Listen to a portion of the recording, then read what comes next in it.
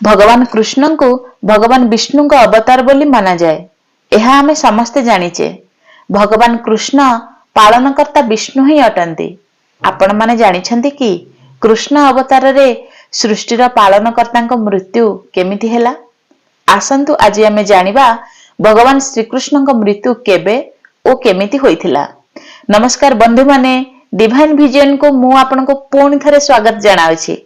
आमे समस्ते जानिचे द्वापर जुगरे भगवान विष्णु श्रीकृष्ण रूप में एही धरित्री को आसीथिले, किंतु बहुत कम लोक जानती भगवान श्रीकृष्ण मृत्यु राम अवतार सहित जोड़ा अछि।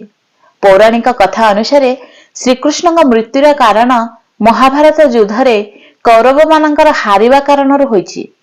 18 दिनर युद्ध पर जेतेबेले युधिष्ठिरंकर राजतिलक हेउथिला, निज 100 पुत्रंकर मृत्यु रे दुखी माता गांधारी श्रीकृष्ण को दोषी बोली कही श्राप देउथिले।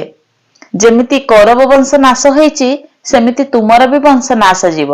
महाभारतर मौसल पर्व रे भगवान श्रीकृष्ण का मानव रूप को छाड़िबार प्रसंग मध्य उल्लेख करा जायछि।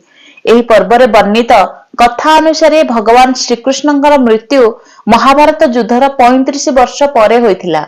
35 वर्ष परे माता गांधारीଙ୍କ श्राप सत होइथिला। भगवान श्रीकृष्ण जदुवंशी मानक द्वारिकार प्रवास क्षेत्र को नहीं आसीथिले। प्रवास क्षेत्र को आसी भगवान श्रीकृष्ण ब्राह्मण मानक अन्न दान कले।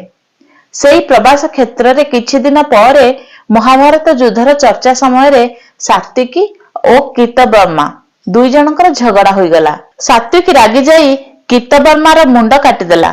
तापर समस्त रागी उठी जने जनक मारिबा को लागिले। एथिरे श्रीकृष्ण पुत्र प्रद्युम्न और मित्र सात्विकी समेत समस्त जदुवंश मृत्यु हो गला।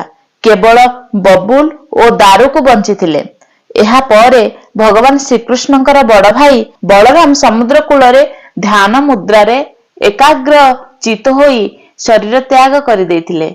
से परमात्मा ठारे लीन होई गले। एही प्रकार बलराम शेषनाग शरीर त्याग करथिले। बलराम को देह त्याग परे भगवान कृष्ण को जेबे 125 वर्ष होइथिला, तांको चेहरा रे गोटे भी झुरी नथिला।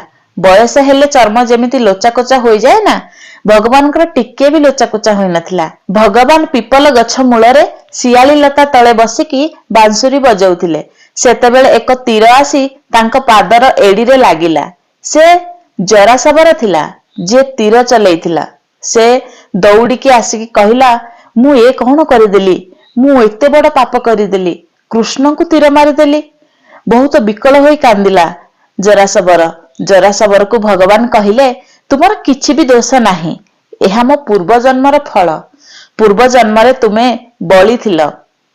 मु तुमको गछ आढुआळ रे रही तीर चलाइथिली। तुमे सेई तीर को मते फेरई देइछ।